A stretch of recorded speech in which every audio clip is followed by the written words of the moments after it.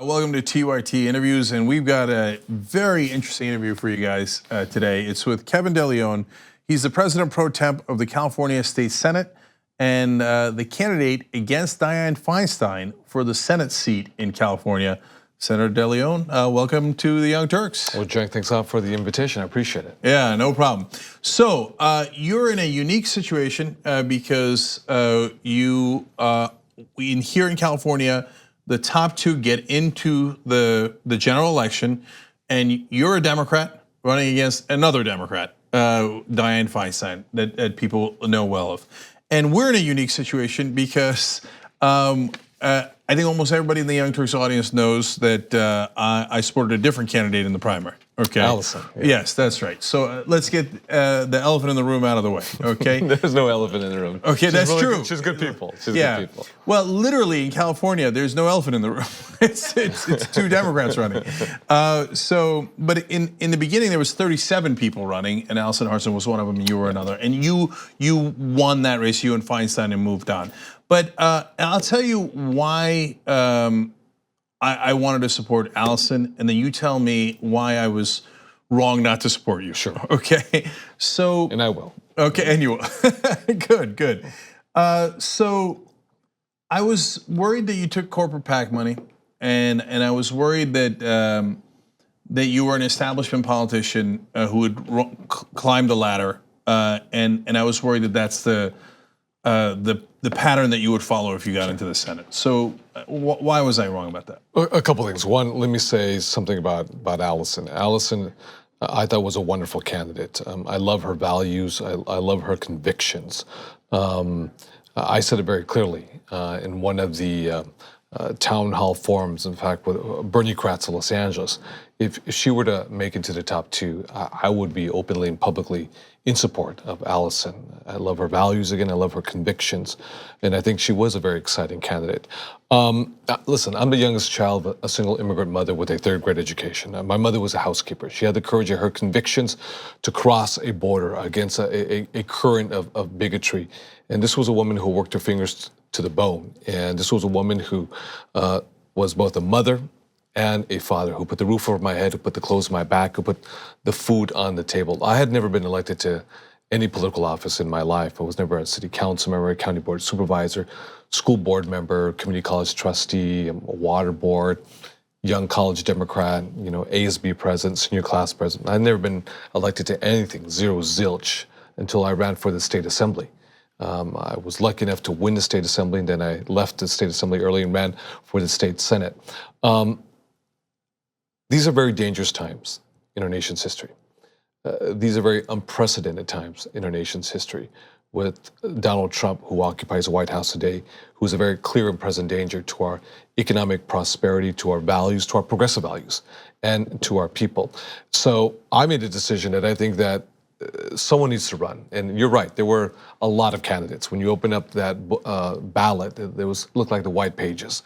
There was 32 candidates. A lot of folks didn't know who Allison was. A lot of folks didn't even know who I was either, truth be told.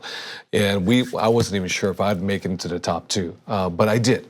And I've been storming the state of California up and down. And let me be very clear about one thing too, because you make a very good point, and I respect the point. I'm not accepting corporate PAC money into my campaign for U.S. Senate. There's only one check that I've received, and that check is from Univision. And Univision, they're my sisters and brothers. They've been with me in the trenches since day one. They're the legitimate news source for so many Latino immigrants, working families up and down the state of California, throughout the entire country. And that's the only one I've received, not receiving one single penny from the corporate world. And I do support public financing.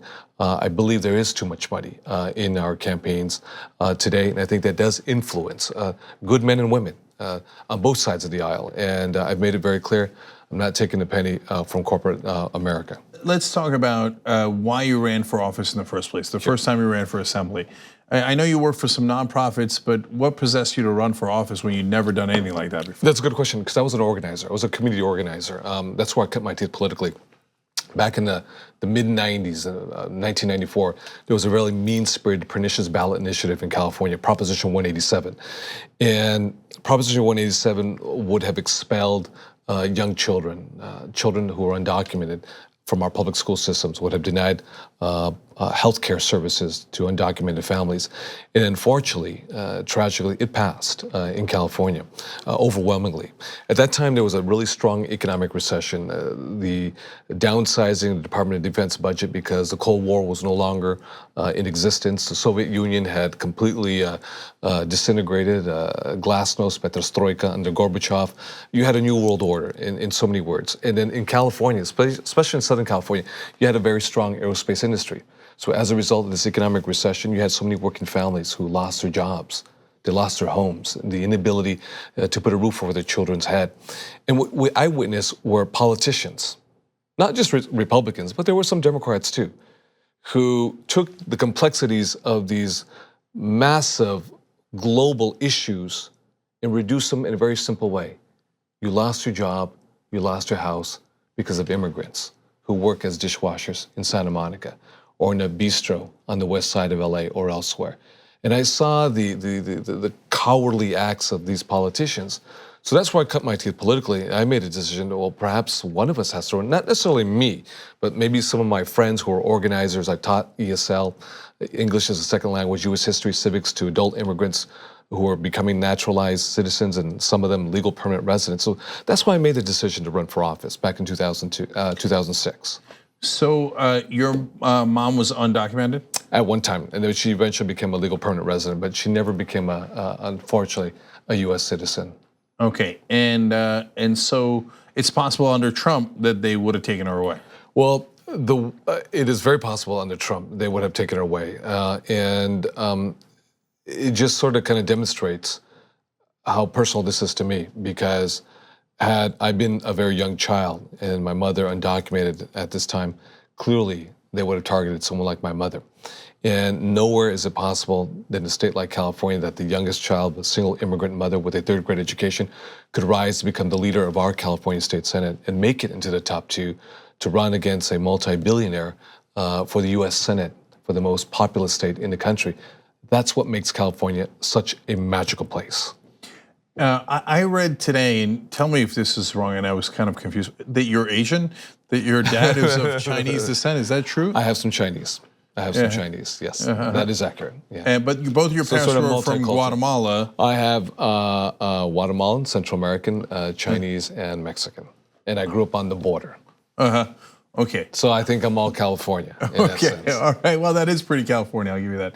So, all right, so that's why you got into politics in the first place. Why run against Dianne Feinstein? What's wrong with her? Well, when we have to sort of kind of go back a little bit. On November 8th, 2016, when the impossible happened, Donald J. Trump was elected through the Electoral College system to become president of the United States.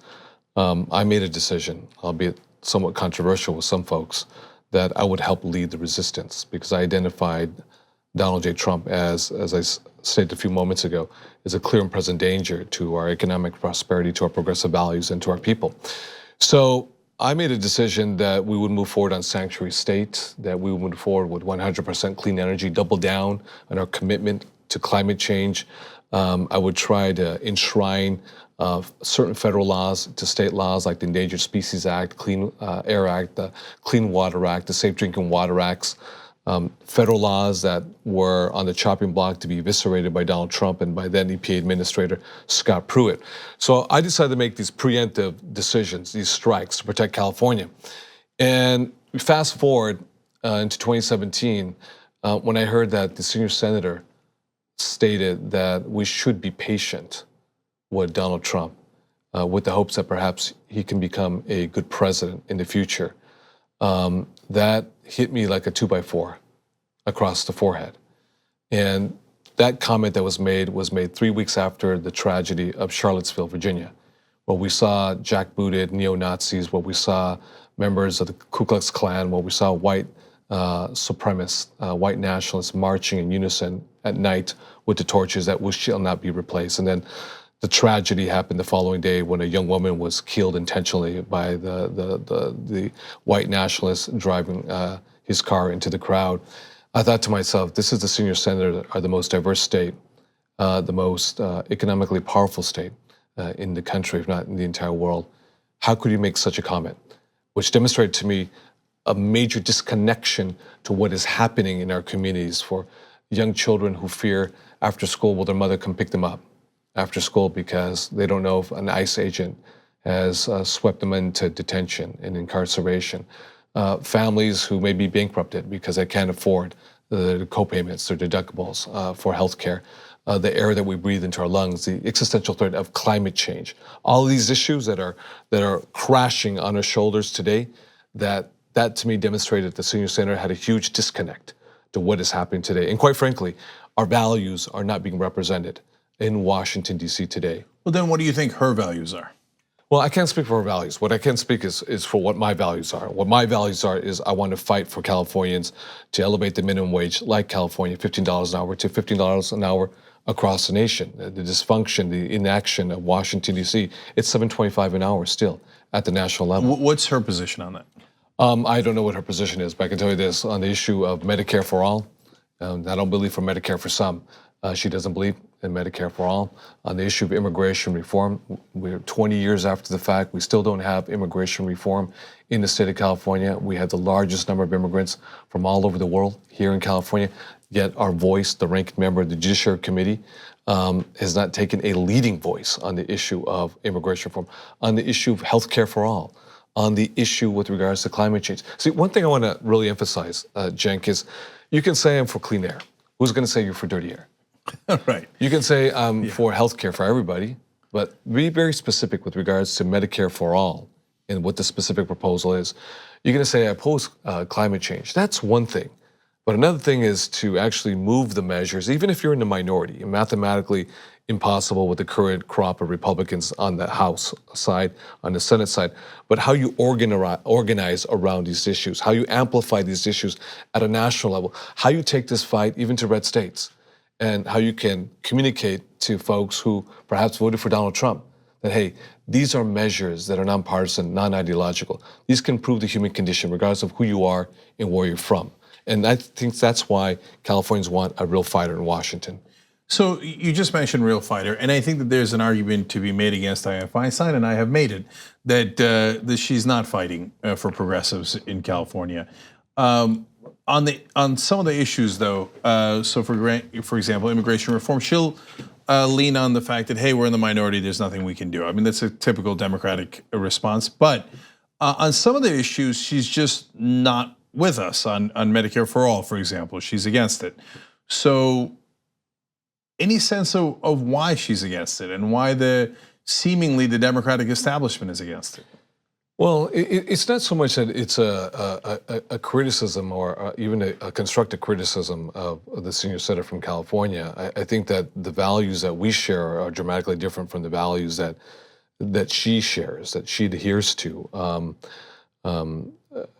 When you were born into privilege and you grow up in privilege, a privileged life, the urgency of having access to quality healthcare or having healthcare at all is maybe not an urgent thing. I grew up the vast majority of my childhood without access to healthcare. So many folks in our community, their HMO, their PPO, it's not Blue Shield or Blue Cross or even Health Net or Kaiser. It's the ER room at a county hospital. That's how you get your preventative medicine. And when a woman has, say, for example, a lump in her breast, a tumor that's already metastasized, and we find out it's too late because she never had healthcare, access to quality healthcare to begin with. And that's why we have a broken healthcare system today that's unsustainable. But these are the issues that I don't think that she's connected to, the issue of college education. And if your children are lucky enough through hard work to get admitted to University of California or Cal State University system, for that matter, any independent nonprofit college, whether it be Stanford or USC or Loyola or Occidental. I mean, the issue of, can I pay this college education? I've been admitted, but can I actually afford it? And will I be saddled with a mountain of debt on my shoulders easily well into my 30s, 40s, even 50s. And I think so many Californians, so many Americans are saddled with these big issues. So if you carry these values, not just articulate them as if they're talking points, if you will, from Washington, D.C., but if you feel them here in your gut and your heart, and you understand the pain and the trials and tribulations of family members who go through this every single day, regardless of who you are and where you come from, then you have this sense of urgency. And this sense of urgency drives you to move policies with a sense of intentionality, a sense of purpose, because it's who you are. It's not like this is a talking point, a value that I have to adhere to per my talking points, but something that comes from here. And I think maybe perhaps that's the disconnect that exists right now. Again, it's not a criticism, but I think that our upbringings are dramatically different. And the way our lives have been shaped, and the prism in which we view the world, and who we're connected to and who we're not connected to, that manifests itself in terms of the policies that you move and the policies that you really move with a sense of urgency. So you mentioned college. Let me ask a couple of questions related to that. So college for all, free tuition at the state colleges. Are you in favor of that? Yeah, I'm in favor of it. In fact, what we did is we've gone one step towards that in California. I helped, it's already in effect this year. Your first year of community college will be tuition free, regardless of your income level. So if you're down the street and going to Santa Monica College or LA City College, or for that matter, San Francisco College, any community college in California, regardless of your income level, the first year tuition will be free. What the challenge has always been is that when people talk about a college education, they never factor into what the total cost of education is. It's not just high tuition and very, very expensive books. It's about something called life. Life is paying for your rent, to put a roof over your head. It's about food. It's about gas money. It's about bus pass, all of these factors. And that's why you have so many young folks graduating 5, 6, 7 years at a 4-year university. And when they're saddled with that much more debt because they have to work a job or two, or let's say you're a single parent and you have children, you're not graduating in 4 years. That's the ideal situation, but you're graduating 5, 6, 7 years. And that's why we have so many young students right now saddled with so much debt. We need to reinvest and reprioritize what our values are as a country. Instead of looking for more wars throughout the world and spend trillions of dollars, bombing other countries, why don't we build our own national domestic security in California, in the United States of America, and reinvest in the most precious asset that we have, which are Americans and Californians. So you mentioned more than tuition. So is there a specific proposal that you're behind? Is there a proposal that you think should cover more than tuition? I think we should be able to cover all tuition. I think we should be able to cover the expense, the question of books and why they're so expensive. Books and materials are absolutely out of reach for many students here. They cost an arm and a leg. I think it's absolutely ridiculous. On the issue, we should be also given stipends, because a stipend is your cost of living. It is the cost of living, the food. It is the roof over your head, whether it's a dormitory, whether it's off-site housing, campus housing, whether it's an apartment, a studio, whatever it may be. I think we as a national government have to invest. Listen, we're in 2 wars right now. We're in Iraq and we're in Afghanistan. These wars are 17 years ongoing, have cost us a total of $6 trillion. $6 trillion that we could easily have spent on Medicare for all, on investments in the clean energy space, on precision medicine and finding a cure for Alzheimer's, for Parkinson's, for ovarian cancer, for debt-free college education. What's going on in Washington, D.C. is that the values are upside down. And that's why we need to reprioritize what our values are as Americans. So one more on college. Now an idea that is gaining some steam is just simply forgiving the college debt that exists. The current debt that exists right now. The current debt, yes. I have to confess that the first person I heard it from was Jill Stein back in 2016, and I thought it was a bridge too far. This is the first time I'm kind of hearing it too myself. Yeah, and so, but now having seen how much they've given in tax cuts to the rich, I'm beginning to reconsider it. Why not? Yeah. So, any take on it, or just? Well, it's a little more complex of an answer, because I know there is an industrial complex that has been created with servicing debt loans right now. That's in the private sector right now, and folks are reaping profit, on servicing these types of loans. And quite frankly, the longer that you take to pay off that loan, the better for them because they reap much more profit. So there's a huge industry that's been created, and I think that's wrong. We're trying to get an education which appreciates with value over the course of time of the knowledge and the wisdom that you have been able to ascertain, to secure, being exposed, to so many professors. I'm always open to different ideas and different concepts, no matter how far reaching, no matter how polemic. I never say no. I'm open to ideas, to listening to folks and getting their input. So at least one more thing about Dianne Feinstein, which is something you alluded to earlier. We obviously have the Christine Blasey Ford Kavanaugh situation that just happened, and Dianne Feinstein was a pivotal character in that play, if you will. And she got the Ford letter. Blasey Ford reached out to her. She held it, and then it was released by others. And then, of course, she's the ranking member of the Judiciary Committee. Now, she's in a difficult position. I'm not positive what I would have done. I'm curious how you think you would have handled it. Well, there's a couple things. Or how she handled it. There's a couple things I would have done differently. Number one, I would never have enabled a vote for Brett Kavanaugh to be on the Third Circuit Court of Appeals. That's the D.C. Court of Appeals, which is the farm club, if you will. It's the last step before the U.S. Supreme Court. And back in 2006, many of the Democrats were warned that if in fact you confirm this appointment to the D.C. Court of Appeals, Brett Kavanaugh could possibly be a U.S. Supreme Court nominee in the future. His views were already well known with regards to working very closely with Ken Starr during the impeachment proceedings of then President Bill Clinton. This was during the Newt Gingrich Revolution, the contract with America period back in the 90s. So his views on women, his views on voting rights, civil rights, our environmental laws were very well known. So I would never have voted. And then Barbara Boxer, senator from California, voted no. Harry Reid, the minority leader, voted no. Chuck Schumer, the current minority leader from New York, voted no. The late Ted Kennedy, Hillary Clinton voted no. Dick Durbin, Patty Murray, Bob Melendez, they all voted no. John Kerry, the U.S. senator representing the most diverse state, the most progressive state in the union, who voted yes to enable a vote and working with Republicans, was Senator Dianne Feinstein. So number one, I will never enable this vote for Brett Kavanaugh. So you have to be strategic.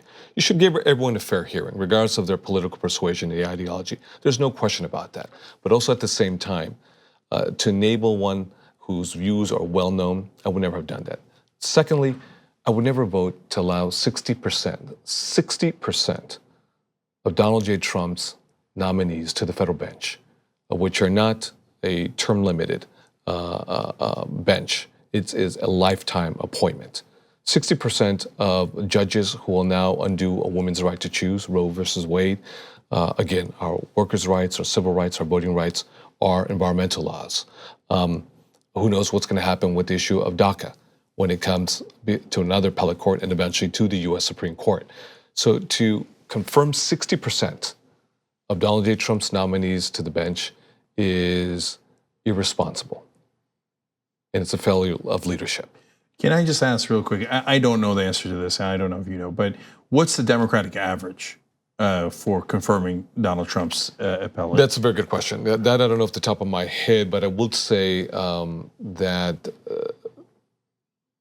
the senior senator from California, Feinstein, has one of the highest percentages of votes affirmatively for Trump appointees to the federal bench, as well as to cabinet positions and other appointments under the level of secretary that do require legally an official confirmation vote from the U.S. Senate. So I'm sure that she brags about her bipartisanship, which I think is from an old era when there was a party you could work with. So, and I understand all that. But let's talk about, as well, this current situation. So Kavanaugh does get to this spot. I hear what you're saying about how you could have prevented it in other ways. She gets a letter from Dr. Blasey Ford. It's a difficult situation she's in. Do you think she handled it right, wrong, somewhere in the middle? Well, Number one, first and foremost, the confidentiality of Christine Ford is paramount. That is the absolute most critical thing, is to make sure her confidentiality is well guarded. What I would have done had I had possession of this letter is, first and foremost, absolutely made sure that her confidentiality would be kept. If I had the sense of assurance in every which way imaginable that this would be well guarded and held, I would have spoken with my colleagues, my Democratic colleagues on the Judiciary Committee, and say, we have some potentially explosive information with regards to the character of the Supreme Court nominee before the Judiciary Committee. When I had the one-on-one, hypothetically, a one-on-one private meeting with Brett Kavanaugh, I would have asked him, not very specifically to a time frame or to high school, but sort of a large, if you will, open-ended question. Have you ever sexually assaulted anybody? Whether as a member of the DC Court of Appeals, whether as an adult male, whether as a member of law school, undergraduate or high school, see what the answer is. When you get back the answer, you note it and you put it away. There's many things that you could have done, but I want to really underscore the following. First and foremost would have been the confidentiality in making sure that we protect Christine Ford. What is sad and what is unfortunate, what is tragic, is that Brett Kavanaugh has now been confirmed to the U.S. Supreme Court. He has already assumed his role and responsibilities on the U.S. Supreme Court, the highest court of the land. And what's very sad is today Christine Ford continues to be threatened. Her life is being threatened every single day. She's moving constantly, all over the state, or at least all over the region. And that's tragedy because of the leak of the information, of the possession or the existence of the letter itself. I think it could have been managed in a much better way. And plus, as a ranking member of the Judiciary Committee, you want to be the lead. And we saw young Turks, if you will, Kamala Harris and Cory Booker themselves, taking a much more assertive role, making motions for adjournment, more delay tactics, and the ranking member simply didn't follow suit. And I would never apologize to Brett Kavanaugh for the women protesters who were exercising their First Amendment of the Constitution of free speech, even if it was disruptive within the U.S. Senate chambers. That's okay, because that chamber belongs to the people of California, or the people of the United States of America. And I would never apologize. And I think these country club rules are completely outdated with this president who seeks to undermine our institutions as we know it today. If we get more definitive proof that Kavanaugh did do these assaults, would you vote to impeach?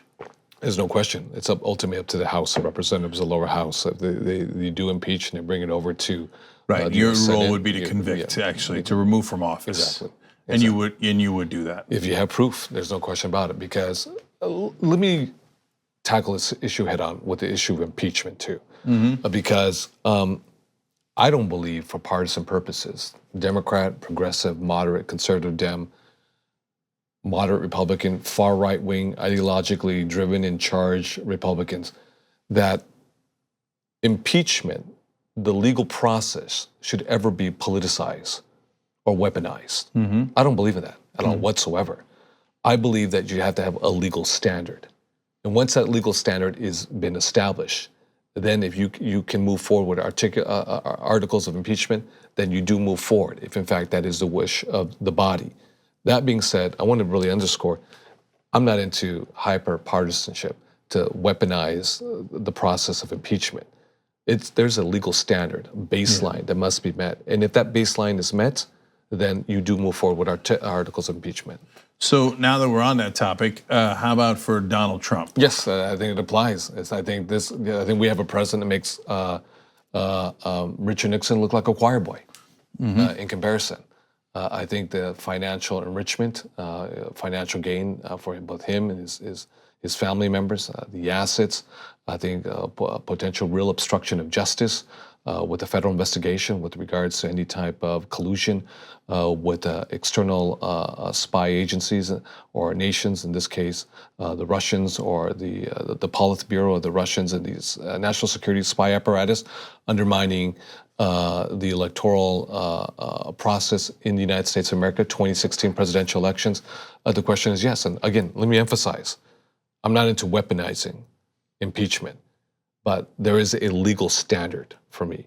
And the question is, how low must we go and how much more lower until we realize that, at least for the chief executive of the United States of America, that we have clearly met that legal baseline. So you've seen enough public evidence already that you think we've met the threshold for Trump? Yeah, I think so. There's no question. Okay. So you're also in a unique position that when you were running in the primaries, you did get some attention from the press because you're this, the president of the California State Senate, and so they viewed you with a good deal of legitimacy, as they should, and so you got some attention there. Since you've moved on and, in a sense, won the primary to go up against Dianne Feinstein, have you met a different reception from the press or the establishment otherwise in California? Well, they have covered it somewhat. They haven't covered it, I believe, to the extent that the voters deserve with regards to the contrasting juxtaposition of our values, of our vision for the state of California. I think that's why I think news media outlets, I think like the Young Turks are absolutely critical. I mean, you are the Jorge Ramos of the Young Turks, if you will, That's a high compliment, thank you. Jorge Ramos, that's why I say Univision for me is tops, with someone like Jorge Ramos, and I think that we've been using other, social media platforms to talk about this race and the importance of this race. It's unfortunate that mainstream media have not given it the intention that and the importance that it does require. But that's why I'm really happy and honored to be here with you and to have an opportunity to speak to the hundreds of thousands of viewers of the Young Turks. This is an important media outlet for the country. So I appreciate that. But when you talk about the mainstream press, what do you think their attitude toward this race is? Are they basically assuming a victory for the incumbent? Is that why they're not covering it much? Is it too much news otherwise? Or do you think there's something else at play? I'm just curious what your take on it this. could be, some of the editorial boards, so maybe this is a fait accompli. And the fait accompli, we'll give the rubber stamp editorial with regards to the incumbent. We know her, we're accustomed to her, it is what it is. News media is dramatically different than it was. These are not the Walter Cronkites of back in the day. Corporations have now are now owning media outlets. So it's not completely independent, free, objective press that we knew back in the day. And not all press was even back in the day was free and objective. But it's a different dynamic altogether. That's why, again, and I'm not trying to toot your horn, but I think that's why media outlets such as the Young Turks are absolutely critical to give a perspective. It's ultimately up to the viewership to decide themselves whether they like what I'm saying, if they believe in what I'm saying. Ultimately, they're going to have to make their own decision. But I think that's why it's critical to engage in as many media national platforms as possible. So you're a fairly well-established politician in the country, in the state. Obviously, I mean, you're one of the most important positions as the president of the Senate. But Feinstein is the Mac Daddy, if you will, of establishment politicians in California. So how has the rest of the political infrastructure within the Democratic Party reacted to your candidacy? Well, that's a good question. I will say I'm honored because I did receive the endorsement of the California Democratic Party. I've had hardworking men and women, home care workers, nurses, women and men who work the docks, janitors, men and women who are building our clean energy future in California. They've all endorsed my candidacy. 2 million strong from the California Federation of Labor, Bernie-crats, as well as those who voted for Hillary Clinton, have all come together, united, to endorse my candidacy. And The Bernie Democrats played a huge role. There's no question about it. At the California Democratic Party, they were decisive. There's no doubt about it. I recognize it and I respect that. They played a huge role making the decision at the California Democratic Party, and I got the imprimatur, if you will, the seal of approval of the rank and file members of the California Democratic Party. And but other elements of the establishment in Washington D.C. obviously have not been supportive of my candidacy. They're with the incumbent, and it is what it is. I understand it, but listen, I've always been a disruptor to the status quo. I've always challenged establishment authority. Now that may sound a little counterintuitive because you may say, hey, wait, by definition, you being the leader of the Senate, that in itself makes you the establishment. But one thing I want to really underscore, that when I became the leader of the California State Senate, and I did it with a multifaceted coalition, I made a decision that I wanted to move a progressive agenda. I didn't want to just occupy a political space with a tremendous amount of power during a finite period of time and say that I'm the leader of the California State Senate, arguably the most second powerful person in the state of California after the governor. I wanted to use that political capital to move policies such as $15 an hour minimum wage, 100% clean energy, sanctuary state, the Disclose Act. Now, with all the ballot initiatives, you got to put openly and publicly for all the voters to see who are the top 3 biggest money donors in California to those ballot initiatives. Issues such as public financing, single payer. We got out of the Senate. Unfortunately, it didn't make it out of the Assembly.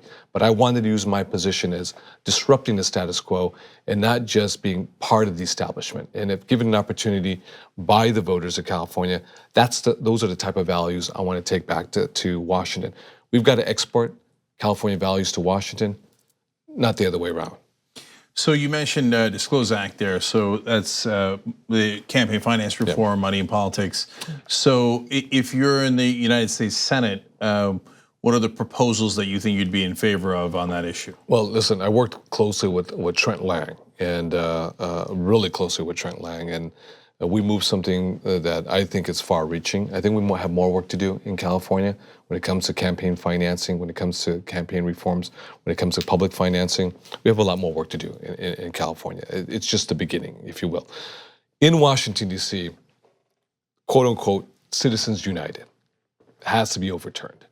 And if I may add, I don't think we should be using quote-unquote Citizens United because it's not like the citizens are united for corporate financing. It's corporate united or united corporations, coming together. We can't use the words that, the frame that they've created and all of a sudden it's part of our vernacular. So it's not about quote unquote Citizens United. We have to overturn this.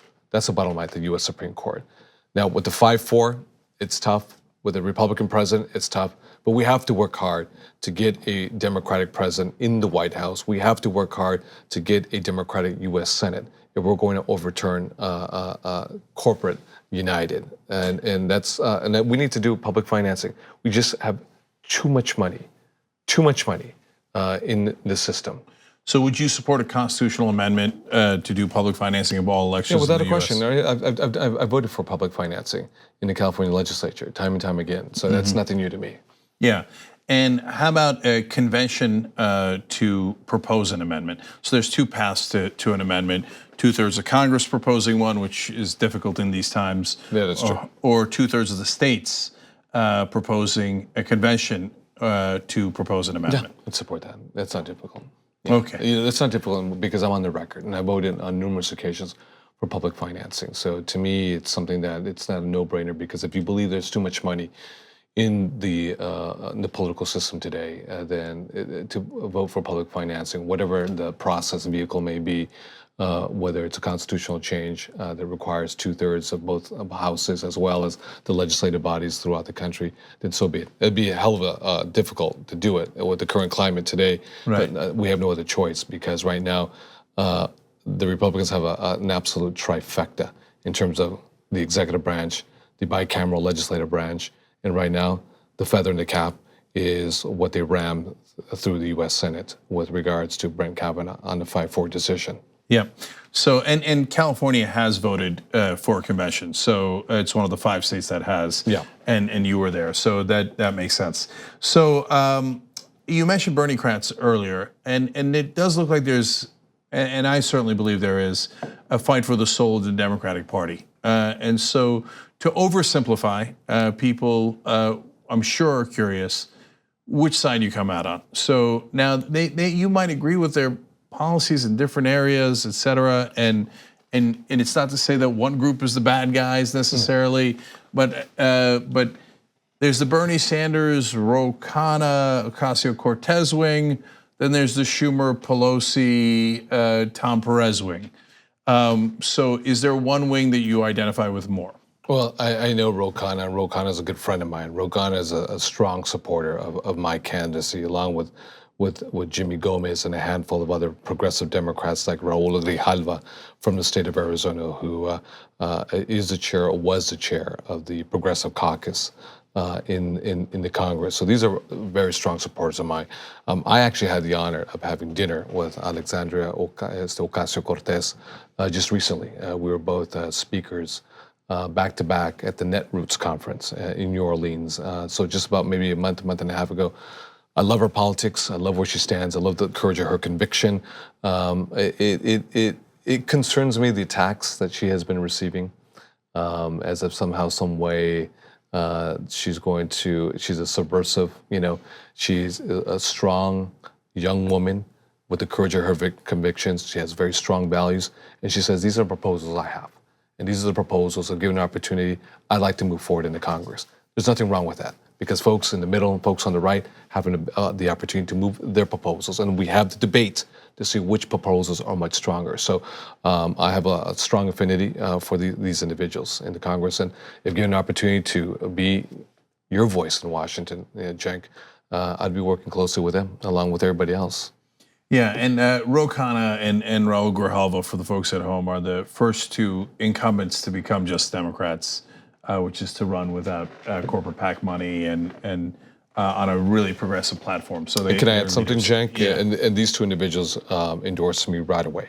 And when Ro Khanna ran for the last seat that he currently holds against an incumbent, the Establishment Authority, then Congressman Mike Honda, the whole establishment, a lot of my friends were on the side of Mike Honda. I made a decision, and I said, I'm going to roll with Ro Khanna. And I was the first highest elected official to come out publicly in support of Ro Khanna. So that was bold, and you do deserve a lot of credit for that, to support him against an incumbent, and of course knowing how progressive he was running. So I get that those roots run deep, no question. One more thing, I think some progressives are worried. We hear some things on a campaign trail, but you worked a lot of deals, and good ones that got good results in California, including single payer, et cetera. But if you go into the Senate, then you're going to be in a different bubble, right? In a different context. And so when Chuck Schumer says, "Hey, Kevin, we gotta compromise here, and we're going to do this, this, and this," and some compromises are perfectly fine, and some are not so fine. They're concerned that you're going to then go and vote with Schumer on some of those things. I know it's a broad concern, but what's your take on that? Well, Cenk, I would say I think a lot of folks are for the first time hearing who I am and what my values are and where I come from. But look at my record too. I'm one of the main authors of the most far-reaching net neutrality measure in the country, bar none. I'm the author of 100% clean energy, the most far-reaching climate change policy in the nation. I'm the author of Sanctuary State, and Jeff Sessions came out to California to sue California because of my law. I'm the author of Yes Means Yes, sexual assaults on women on college campuses. It's affirmative consent. And I also was the main negotiator under the Disclose Act, working very closely with Trent Lang. Give him a call. Ask him. Ask the play-by-play. I can't say things willy-nilly and knowing that I'm going to be contradicted, by somebody else and say, no, he wasn't the one, he's embellishing it. No, that's who I am. Those are my values, and those are the values I want to take to California. But guess what? I cannot take them to Washington, D.C. unless we get our folks out there to vote. I don't want to be aspirational bumper sticker. I want to speak truth to power. I want to be the ones who take the progressive values and push them hard and make them the laws of the country because they have a positive impact on the human condition for all Americans. It doesn't make a difference if you live in the Deep South, in the Midwest, the Northeast, the Northwest, or here on the Pacific Coast. These are policies that improve the human condition for all Americans, regardless of the color of your skin, who you love, regardless of which God you pray to. That's why I'm saying, look at my record, look at my values, and do the right thing, and make sure we vote come November 6th. Well, 27 days left. You guys are going to get to make the call. Kevin DeLeon, President of the California Senate, looking to get into the U.S. Senate. Thank you for joining us. Thank you so much. Appreciate it. Thank you.